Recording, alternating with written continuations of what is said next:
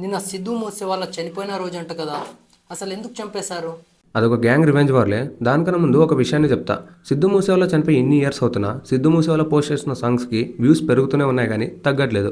ఎందుకంటే ఆ సాంగ్స్లో ఉన్న పవర్ అలాంటిది. అంతెందుకు సిద్ధు మూసేవాళ్ళకు ఉన్న ఫ్యాన్ బేస్ కూడా ఏం మాత్రం తగ్గలేదు. డ్రేక్ అండ్ బ్రూనాబాయ్ లాంటి ఇంటర్నేషనల్ సింగర్స్ కూడా సిద్ధు మూసేవాళ్ళకి ఫ్యాన్స్. బట్ సిద్ధు మూసేవాళ్ళకి ముందు నుంచి వార్నింగ్స్ అండ్ థ్రెట్స్ వస్తున్నాయి. బట్ మర్డర్ విషయానికి వస్తే రెండు గ్యాంగ్స్ మధ్యలో జరిగిన ఫైట్ 2021లో విక్కీ అనే వన్ ఆఫ్ ది యూత్ లీడర్ని చంపేశారు. ఈ విక్కీ ఎవరంటే లారెన్స్ బిష్నోయ్కి అండ్ గ్లోల్డీ బ్రదర్కి బ్రదర్ లాంటి వాడు. సో విక్కీని చంపేసిన వాళ్ళకి సిద్ధు మూసేవాళ్ళ సపోర్ట్ చేస్తున్నాడని లారెన్స్ బిష్నోయ్ గ్యాంగ్ నమ్మింది. డెత్ థ్రెట్స్ వస్తున్నాయి అన్నావు కదా, మరి సెక్యూరిటీ ఏం లేదా? కరెక్ట్గా మర్డర్కి ఒకరోజు ముందు స్టేట్ గవర్నమెంట్ సిద్ధుకి ఇచ్చిన వీఐపీ సెక్యూరిటీని తగ్గించింది. ఓకే, తగ్గించింది కదా, ఆ విషయాన్ని సీక్రెట్గా ఉంచిందంటే లేదు, మీడియాలో పబ్లిక్గా చెప్పేసింది.